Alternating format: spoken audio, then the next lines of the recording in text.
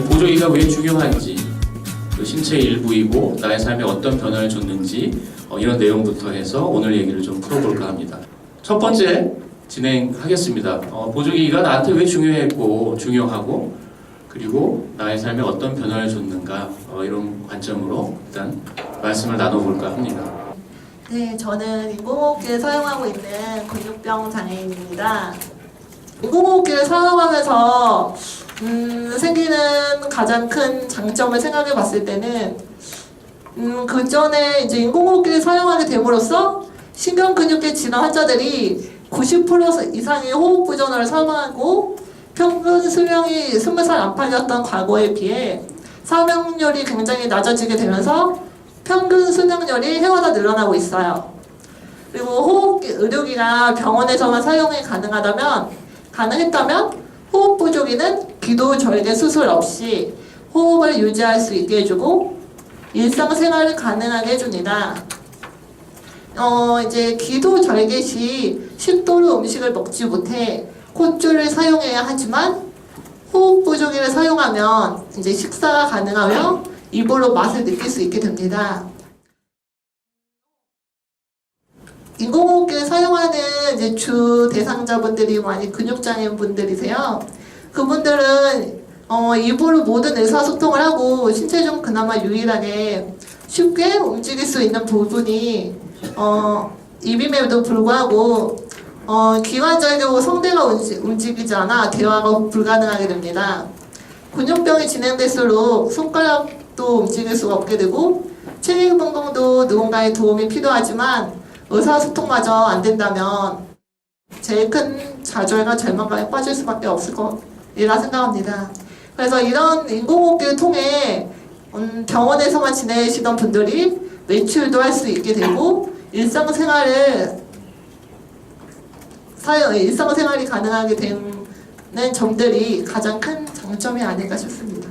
저는 이제 94년도에 교통사고를 나서 98년도 처음 전동 휠체어를 이용하기 시작했습니다. 아마 그 이전에는 제가 거의 24시간 누워 있거나 아니면 내 스스로 할 수 없는 것을 누구한테 부탁해서 할 수 있는 것에 대한 주변의 일상에 대한 작은 부분들이었는데요. 전동 휠체어를 탐으로 있어서 제 일상으로 획기적인 좀 변화가 있지 않나 싶습니다. 집에 있는 시간보다는 외출하는 시간이 더 늘었거나 또 외출 이후에 그동안에 집에만해서 관계되어 있던 나의 인간관계 측면이 사회 활동 안에서의 다양한 삶과의 어떤 이제 관계 교류가 이루어졌다는 것들, 또 그 안에서 최소한 나의 취미나 내지는 이제 하나의 직업적인 측면에서의 취업도 고려해보는 그런 과정에 중요한 역할을 했다는 게 저는 이제 전동 휠체어를 하겠죠. 나와 같은 장애인분들, 특히 지체장애인분들이 집에 있는 것보다는 오히려 밖에서 누군가를 만난다거나 내지 자기 장래를 고민할 수 있는 그런 하나의 획기적인 기회를 제공했다면, 두 번째로 좀 정보 제공에 있어서의 제한이 있거나 어려움이 있거나를 겪으셨거나 주변에서 들은 얘기를 좀 나눠주셨으면 좋겠습니다. 유기릭 이제 남편분이셨는데 이제 간호하는 이제 와이프분에게 이제 표현할 수 있는 방법이 전혀 없는 상황에서 이제 특수한 어떤 마우스를 이용해서 컴퓨터로 편지를 써서 이렇게 감사함을 전달하는 그런 사례들도 많았습니다. 그래서 그런 것들을 보면서 정말 보조기구는 장애인분들에게 단순히 뭐 이렇게 세상과 소통하는 그런 수단을 뛰어넘어서 정말 없어서는 안 된, 또 늘 우리가 표현한 것처럼 신체 일부라는 거에 대해서 충분히 저희가 공감을 하고, 그리고 정보 제공과 관련해서 또 이렇게 말씀을 드리면은 사실 이제 저희도 이렇게 나름대로 이제 저희 홈페이지에도 보면 보조기구와 관련된 정보 DB가 한 1000여 건 정도 이렇게 올려져 있거든요. 이제 기기의 어떤 기능이라든지 뭐 사진이라든지 이런 것들이 올려져 있습니다. 근데 사실 더 중요한 거는 이런 DB 보조기구와 관련된 이런 정보 제공 관련된 부분들은 이제 공신력 있는 뭐 어떤 기관이라든지 아니면 국가가 직접 이 관리해야 될 필요는 있을 거라고 생각됩니다. 그런 이제 필요성에 대한 목소리를 조금 더 낼 필요가 있을 거라고 보고요. 그래서 우리나라도 이제 공신력 있는 기관이 이제 판매되고 있는, 유통되고 있는 기기에 대해서 질적으로 평가하고 그 평가에 대한 어떤 그 정보들을 이제 누구나 쉽게 접근할 수 있는 그런 시스템화된 것들을 구축해서 운영할 필요가 있다고 말씀을 드리고 싶고요. 한 가지 더 첨언해서 말씀드리면, 이제 사실 또 이제 정보 접근에 있어서 이게 온라인으로 보는 것도 한계가 있거든요. 그러니까 결국 이제 정보 접근은 얼마만큼 정확한 정보를 전달하냐에 달려 있는데, 이 정보 접근이 그냥 단일화된 온라인으로 일방적인 정보 접근이 아니라 이 온라인을 통해서 제공하는 정보 외에 오프라인까지 병행해서, 쉽게 말하면 모든 곳에 다 할 수는 없지만 그런 VR 콘텐츠들도 개발을 해가지고 실질적으로 가보진 않았지만 정말 보는 듯한 그런 느낌을 받으면서 정보를 제공할 수 있는 그런 시스템들도 좀 더 앞서서 이렇게 고민할 필요가 있다고 생각되고요. 그리고 이제 그런 비슷한 유형의 보조기구가 많은 보조기구들을 선별적으로 선택해서 우선적으로 그런 컨텐츠 중심으로 VR 컨텐츠를 일단 한번 만들어보고 그걸 시범적으로 제공해보는 이런 것들도 지금 계획을 하고 있다고 좀 말씀드리고 싶습니다. 근데 그 전에는 그러한 정보가 전혀 없어서 내년 누구한테 전달할 수가 없어서 대부분 정부가 시행되고 있는 정책이 있지만 그 정책을 몰라서 집에만 있는 분들이 상당히 많았다는 것이죠. 근데 지금도 생각해보면 2005년부터 건강보험에서 보장물질을 하고 있지만 그래도 여기에 대한 정보들을 충분히 제공받지 못하고 있는 사회가 참 많은 것 같아요. 특히 저희 센터에 자정오유 회원들도 계시는데 탈제가 해당되는 분들인데 이분들이 거의 한 이제 나이 40세가 넘어서 이제 사회생활을 첫 발을 듣게 됐는데요. 보장과 지원되고 있는지도 모르고 있습니다. 왜 그럴까라고 이제 생각해 보면 결국엔 정부 정책에 대한 홍보 또 이 주요 보장구 수급자에 대한 정보 제공 아직도 좀 안 되고 있지 않는가. 그런 면에서 저와 같은 지자님들이 집을 벗어나서 왕성한 사회활동의 기회를 차단하고 있는 이런 부분이 나타나고 있는데요. 이 내부 연한이 기한이 닫혔다는 통지문 또한 받아본 적이 없어요. 이게 이제 나만의 문제인가라고 봤는데 2013년 안철수 의원실과 또 저희 보장구위원회에서 여기다 전국 설문조사 해봤어요. 1순위가 뭐라 나왔냐면 보장구 지원, 상담 및 안내 전혀가 없었다라고 해서 전체 38% 이상이 대답해 주셨거든요. 이 전동일처에 대한 배터리 지원 이것도 통지 못 받았는데 업체 간이 배터리 견학 왔는데 배터리 지원되는데 그거 모르셨어요? 라고 얘기해줘. 이런 측면에서의 어떤 정보 제공을 받고 있지 사실 정부 부분에서 시행되는 정책 안에서의 정보 부분을 못 받고 있거나 또 전시장 내에서의 상담 지원 또 이러한 또 전달책의 과정들이 좀 있느냐라고 봤을 때 전혀 없다라는 것들 이런 측면에서 봤을 때 저는 상당히 아쉽다. 더더욱 이 보장구의 중요성을 전달하지 못했거나 그걸로 인해서 아직도 여전히 집에만 있어야 되는 분들이 존재하고 있구나라는 것들을 좀 심각하게 좀 느끼고 있습니다. 보조기기를 찾고 사고 또 이용하는데 편리하신가요? 제가 보청기를 사용하고 있는데 고장이 납니다. 지방에 있는 청각장애인들은 서비스 센터가 어디냐면 8%밖에 수리하는 곳이 8%밖에 안 된답니다. 고장나면 서울시 서울 쪽으로 다시 우편으로 보내서 얼마 동안 기다려야 됩니다. 청각장애인들은 보청기가 없으면 답답하죠. 그래서 보청기 없는 그런 삶을 또 살아야 되는데 가능하면 지방에라든지 수리센터라든지 그런 것들도 확장을 할 수 있다면 더 좋은 지방 사람들에게 서비스를 제공하지 않을까라는 생각을 해봅니다. 그리고 수리하고 바로 사용할 수 있는 그런 편의를 제공하면 어떨까라는 생각이 듭니다. 의료보험에서는 부분 결제를 안 해줘요.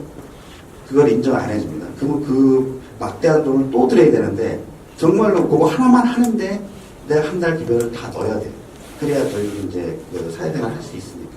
그리고 그 이쪽 부스나 이 보장부 쪽에서도 혹시 이 턱이나 그 무릎, 발 이런 걸 부분 수리할 수 있게끔 좀만 도와주시면은 저희들이 뭐 이제 이게 통째로 하나를 다 할 때만 그 혜택이 된다잖아요.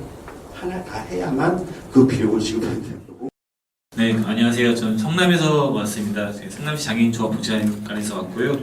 저는 보조학사로서 지금 일을 하고 있습니다. 저희 복지관에서는 지금 여기 휠체어 타신 분들이 많이 계신데 휠체어 타신 분들 위주로 수리 사업을 하고 있고요. 보니까 수리 맡기기 두려운 보조기기라고 썼는데 제가 한 5, 6년 정도 근무하다 보니 수리비가 확실히 비싼 건 맞습니다. 자동차 범퍼값만 해도 국산차 보면은 한 30만 정도인데 지금 전동 스쿠터 타시는 분들 아마 범퍼 하나 깨지시면은 교체하시면 28만에서 30만 돈으로 아마 생각하시면 될 것 같습니다. 공신력 있는 기관에서 표준화된 단가표를 제시해줘서 수리 판매하는 곳에다가 명시를 해주면 참 좋을 것 같습니다. 사실 우리 시각장애인으로 살아간다는 것이 한 가지의 장애가 아니라 두 가지의 이중적 그 장애를 가진 사람들이 시각장애입니다. 왜냐하면 우선은 이동의 장애를 가집니다. 몰라도 또 낯선 곳으로 가면 완전히 화장실도 이제 못 찾아가는 그러한 이제 이동의 장애가 있는가 하면 또 한편으로는 정보 접근의 이제 장애가 있습니다. 살아가면서 우리가 어려서부터 태어나서 학교 다니고 직장 다니고 사회생활함에 있어서 정보 접근이라는 거는요 이를 말할 수 없이 그 정도로 중요하죠. 점자정보 단말기라는 것이 바로 시각장애인들의 정보 접근 이거를 해결해주는 우리 시각장애인 연합에서 그동안 이제 많이 그 주장을 해온 것이 이것을 건강보험 그 품목 속에 이제 넣어달라 이런 주장을 계속 해왔는데 이제 거기서는 이거를 안 해줘왔죠. 왜냐하면 이게 누군가 무슨 상관이냐 뭐 이런 이제 주장이었던 것 같은데 그 이동의 그 수단으로는 흰지팡이가 바꾸는 있지만은 정보 접근의 수단인 이 점자정보 단말기는 현재 안 되고 있다. 이것이 바로 들어가야지 시각장애인들에게는 그야말로 새로운 세상이 열리는 그러한 보조기기가 아닌가 이렇게 좀 말씀을 드리고 한국뇌병변장애인 인권협회의 인권활동가 차강석입니다. 마이토키로 발표를 하겠습니다. 저에게는 AAC가 기적을 일으키는 판도라의 상자입니다. 제가 AAC를 처음으로 알게 된 것은 한국뇌병변장애인 인권협회에서 2014년 8월에 개최한 AAC를 활용한 언어장애인 인권강사 양성과정이라는 교육에서였습니다. AAC가 생소한 보조기기라 당시에는 듣도 보도 못한 보조기기여서 정보와 구매도 제조사의 홈페이지나 플레이 스토어에서 앱을 다운해 설치해야 했습니다. 그로부터 4여년이 지났지만 이런 현실은 변함이 거의 없습니다. AAC가 전혀 새로운 보조기기이다 보니 건강보험에 급여 적용이 안 됩니다. 그래서 AAC와 여기에 필요한 기기들을 100% 본인이 구매해야 합니다. AAC 프로그램부터 노트북과 태블릿 PC 그리고 탭북과 AAC 조작에 필요한 외부 장치 즉 저 같은 경우 롤러 트랙볼이를 비롯한 거치대와 스피커 등을 전부 본인의 돈으로 구매해야 합니다. 가격이 최소한 200만 원입니다. 이제 현재 보건복지부에서 이제 보조기기 센터라고 해서 지금 각 시도지구에도 운영하고 그 안에는 시각장애인들이 이용할 수 있는 것들이 거의 없기 때문입니다. 현재 그 서울시에서 하고 있는 건 어떤 식으로 됐냐면 그 물건 값의 10%를 보증금으로 내게 합니다. 그리고 또 그 물건 값의 10%를 12분의 1로 이제 나눠서 매월 사용료를 이제 내고 있습니다. 현재 아까 제가 여러분들에게 보여드렸던 우리 시각장애인들에서는 점자 노트북, 이거는 가격을 얘기하면은 여러분들이 놀려 자빠지기 때문에 가격을 얘기 안 합니다. 그러면 1년간 이걸 빌려서 쓰려면은 아무리 못 있어도 100만 원 이상을 갖다 바쳐야지 빌립니다. 보청기는 우리 청각장애인들에게 2개가 필요합니다. 지금 하나를 보청기를 사자면 130, 양쪽 2개 합해서 260 정도가 보청기 비용으로 사용하고 있습니다. 근데 보조금 130만 원. 그 나머지는 서로 우리가 이제 각자 부담을 해야 되기 때문에 부담이 아주 클 뿐만 아니라 제가 지금 2005년도 건강보험급여 지원을 받은 이후에 뇌부혈압이 마비돼서 다시 신청했는데 2010년 이후부터 지금까지 다 신청 못하고 있습니다. 첫 번째 이유는 제 장애 유형 특성에 맞는 보장구 품목들이 없더라. 또 하나, 그러한 품목들을 내가 지정해서 구입하려고 하니 내 차부담이 상당히 과하더라. 구입 비용에 대한 문제입니다. 이 구입 비용에 대한 문제는 저뿐만 아니라 몸 장애인분들이 거의 61% 이상, 저희는 또 조사 결과에 의하면 여기는 67%가 나오는데요. 제일 어려운 부분입니다. 특히 장애인들의 소득 활동에 대한 부분들을 견뎌봤을 때 현재 2005년도에 급여액이 209만 원 지정된 이후에 지금까지도 209만 원 이후에 대해서 그 전동 스쿠터 209만 원 왜 아직도 그냥 그대로냐 말씀하시는데, 공단의 그 보험급여는 이제 보험료 그 충당으로 이제 이루어지는 겁니다. 보험급여 자체가. 그러다 보니까 예산의 어떤 우선순위나 그거 집중을 어디다 해야 되느냐 하는 문제로 이제 바뀔 수가 있겠죠. 그래서 이런 부분이 현실적으로 그 전동 스쿠터, 전동 보장구 이런 부분에 그 정책적으로 뭐 판단이 있어야 될 것 같습니다. 연구 결과가 이제 그 판단의 근거가 되겠죠. 그러다 보면 조만간에 좋은 결과가 있지 않을까 생각되고 있습니다. 여러 가지 이제 말씀을 하시는 거 다들 이제 많이 듣고, 이런 부분이 공단의 어떤 그 보장과 관련한 행정의 제도적인 어떤 그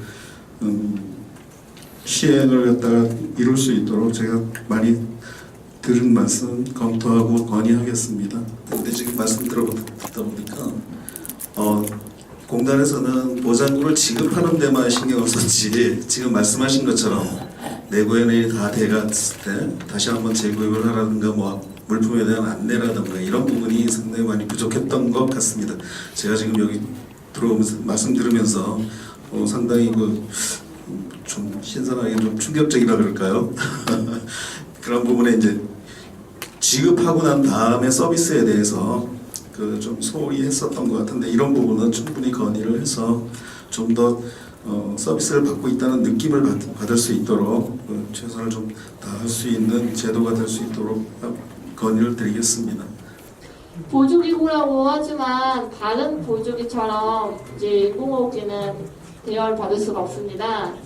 인공호흡기 같은 경우에는 정보를 얻는 방법이 다양하지가 않습니다. 환자의 결정권이 아닌 병원의 선택에 따라 기계를 적용해야 하는 경우가 빈번하게 일어나고 있습니다. 환자가 결정할 수 있도록 다양한 선택지와 그에 대한 열린 정보를 제공해야 할 필요가 있다고 생각을 합니다. 박근혜 정부에서 2015년에 2,500원이던 담배를 4,500원으로 증세했음에도 16년도에 인공호흡기를 박근혜 정부에서 자부담으로 전환시켰습니다. 담배세를 올리고 기존의 희귀난치성 질환자들에게 지원해주던 대여료를 자부담으로 전환하면서까지 그 많이 걷어들인 세금들은 다 어디로 갔는지 의문인데요. 습가 하락으로 호스와 마스크의 질도 저하되었습니다. 질질에 따라 피부 상처와 변형까지 일으키기 때문에 사용자 얼굴과 피부 타입에 맞게 선택을 해야 하는데요. 습가 하락으로 가격을 맞추다 보니 마스크를 얼굴에 맞추는 게 아니라 얼굴을 마스크에 맞추고 있습니다. 어떤 분들은 어쩔 수 없이 개인적으로 직구로 사용하고 계시고요. 소모품 중에서는 수량이 가장 많이 사용되는 것은 필터입니다. 필터는 외부의 공기를 정화하는 기능으로 미세먼지와 실내에 있는 먼지를 걸러내줍니다. 그런데 이런 필터는 대개 24시간 사용하는 환자의 경우에는 한 개의 필터로 2, 3일 정도 사용할 수 있습니다. 따라서 한 달에 최소 10개 이상이 필요하지만 지원되는 필터의 개수는 4개로 정해져 있습니다. 그 이상 구입하려면 호흡기 센터를 통하거나 별도로 당사자가 100% 부담하여 구매를 해야 합니다. 당사자들은 더 많은 지원이 아닌 더 많이 축소되는 지원으로 큰 어려움을 갖고 있습니다. 인공호흡기는 올해부터, 기침유발기는 내년부터 자부담을 내게 됩니다. 내년부터 더 많은 분들이 자부담을 내게 되는 상황입니다. 휠체어도 바퀴가 고장나면 아예 움직일 수가 없듯이 인공호흡기가 만약 고장으로 인해 멈추게 된다면 어떻게 될까요? 여러분, 여유분이 갖고 있지 않기 때문에 고장 시 매우 위급한 상황입니다. 뇌에 산소 공급이 안 될 경우 골드타임은 4분이며 그 이후 시간이 흘러갈수록 뇌세포가 죽게 됩니다. 15분이면 뇌사 판정을 받게 되고요. 대여센터에서는 10분 내로 출동이 가능해야 하지만 현실적으로는 그렇지가 않습니다. 전국적으로 대여하다 보니 소리 요청을 하면 기본이 몇 시간에서 최대 하루를 넘기기도 합니다. 네. 호흡기도 요사시 대체할 수 있도록 스페어가 필요하며 호흡기의 휴대성 강화를 위해 소형화와 배터리 용량 확장이 절대적으로 필요하다고 생각합니다. 네. 여러분들이 보시기에는 인공호흡기가 단순한 보조기구로 보이시나요? 생명유지장치로 보이시나요? 자가호흡이 불가능한 호흡질환 당사자에겐 인공호흡기는 보조기구를 넘어 생명유지장치입니다. 인공호흡기의 자부담은 하루빨리 폐지되길 바라며 이러한 장애인의 일생에 대한 전환이 있었다거나 내지는 장애인의 이 사회활동에 필요한 환경들을 주도할 수 있는 하나의 보장구에 대한 정의가 좀 다시 필요하지 않겠느냐. 그래서 이 단지 보장구가 장애인한테 잠시 활용돼서 많은 그런 것이 아니라 사실은 신체 일부로 좀 정의해본다라면 장애 유형에 맞는 또 특성에 맞는 그런 보장구이나 품목 확대나 내지는 이제 급여에 대한 혈수성 이 부분도 함께 좀 매개될 수 있겠다. 이것이 곧 정책에 대한 변화를 또다시 요구하는 것이 아닌가. 그래서 언어장애인들에게 없어서는 안 될 AAC 시스템에 대한 건강보험의 급여 적용으로 상담, 평가, 중재, 기기 지원, 교육, 사후관리 등의 절실히 필요합니다. 언어장애인들이 어려서부터 말을 못해 표현력이 굉장히 부족하다는 것입니다. 이 상태로 성인이 되다 보니 막상 AAC를 제공해줘도 자기소개조차 제대로 못하는 언어장애인들이 대부분이었습니다. 이런 것을 볼 때 언어장애가 구축되기 전에 어려서부터 AAC가 꼭 필요함을 느꼈고 위에서도 언급하였듯이 뇌병변 언어장애인들에게 AAC를 적용할 시 초기 상담, 중재, 교육, 사후관리 등의 전 과정이 필요한데 아직 대한민국에는 이런 전 과정을 진행하는 보조기기 센터나 의사소통 지원 센터가 없어 너무나 큰 어려움을 겪고 있습니다. 하루속히 이런 센터들이 만들어져 의사소통의 권리가 지켜졌으면 하는 바람입니다. 이 하나만 이렇게 보급을 한다고 해서 장애인들의 의사소통 문제가 완전히 해결이 되는 게 아니거든요. 아까 저희 차량소 활동가께서도 말씀을 해주셨다시피 초기 상담, 중재, 그다음에 교육, 그다음에 사후관리 이런 전 과정들이 좀 제대로 진행이 돼야지 중증 장애인의 의사소통 권리를 제대로 지원하는 거다. 또 보청기를 나라에서 그 지원금이 높게 편성이 된다면 우리 의사소통하는데 조금 의사소통이 잘 전달되지 않을까 그리고 향상되지 않을까라는 생각을 말씀을 드립니다. 보장 품목 확대 및 분류 체계 개선에 대한 연구, 또 보장도 급여 상한제에 대한 연구 이러고 나는데 연구만 할 건지 모르겠습니다. 또. 정책적 부분에서 거의 전문가, 당사 전문가, 내지 이제 이 보장부와 관련된 부지에 관련된 전문가 입장에서 나온 하나씩 공통된 목소리가 이겁니다. 지금 건강보험급여 지원이든 보건복지부의 보조기 지원이든 또 산재, 또 고용촉진공단 뭐 이런 여타 관련된 기관에서의 보조기 지원 통폐합될 필요성이 있지 않느냐. 물론 각 부처별로 중복 지원을 받을 수 없겠지만 통폐합된 제도권 내에서의 이 보장에 대한 지원 체계 다시 잡아가는 것 이것이 필요하겠다.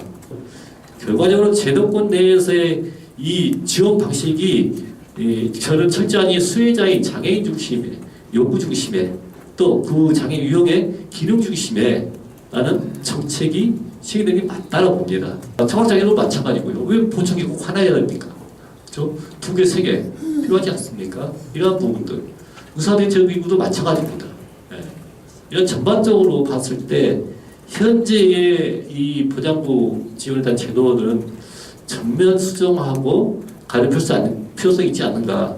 보장부로 인해서 장애인 한 사람의 인생에 획기적인 변화가 있다면 그것은 존중하고 우리가 계속 지원해야 할 필요성에 대한 명분이 거기 있다라고 저기 봅니다. 어느 한 장애 유형뿐만 아니라 전체 장애 유형이 거기에 걸맞는 제도 지원이 좀 있어야 되지 않겠는가라는 말씀드리고요. 사실 이제 저희도 그 2015년도 뭐 12월 29일 날 이제 보조교육법이 통과되면서 그리고 1년의 유익을 마쳐서 이제 어떻게 보면 본격 이제 발효가 돼서 실효가 된 거는 이제 올해 초부터라고 보면 되겠죠. 그러면서 굉장히 많은 기대를 했지만 사실은 여러분들이 다 공부하시는 것처럼 이 법이 가지고 있는 지원 및 활용 촉진이라는 뒷부분의 단어들이 내포되어 있지만 실질적으로 이제 이 법을 통해 가지고 이제 보조기구를 뭐 지원받거나 또 활용을 촉진받는 그런 어떤 그 혜택은 전혀 못 받았을 거라고 봅니다. 그래서 일각에 나왔던 것처럼 이 보조기구 법을 전체적으로 장애인 당사자 중심, 그러니까 좀 더 많은 것들을 지원해주고 또 더 잘 쓸 수 있는 그런 내용으로 현실적인 어떤 개정이 필요하다는 그런 목소리들이 많고 저 역시 개정이 반드시 필요하다고 일단 말씀을 드리고 싶고요. 전반적으로 이제 보조기구와 관련된 욕구는 장애 유형들도 굉장히 다양하고 또 같은 유형 장애인 분들이라도 그분들이 각각 가지고 있는 어떤 개성이라든지 또는 뭐 관심사라든지 이런 것들에 따라서 선호하는 보조기구 다 틀립니다. 근데 우리나라의 어떤 제도들을 보면 굉장히 획일화되어 있죠. 그러니까 이런 제도에 대한 부분들을 저희는 반드시 개선해야 될 거라고 보고요. 그 건강보험을 중심으로 말씀드리면 이제 개별 수가제가 아니라 급여 총량제로 좀 했으면 좋겠다. 왜냐하면 지금은 개별 수가제에서 뭐 품목이 정해져 있고 품목 내 기준 금액이 정해져서 그만큼만 지원되는 게 아니라 사실 장애인 당사자들의 요구에 기반해서 선택권을 폭넓게 선택할 수 있는 그런 형태의 제도 개선이 반드시 일단 필요하다고 말씀드리고 싶고요. 정말 감사드리고요. 오늘 모두 수고하셨습니다.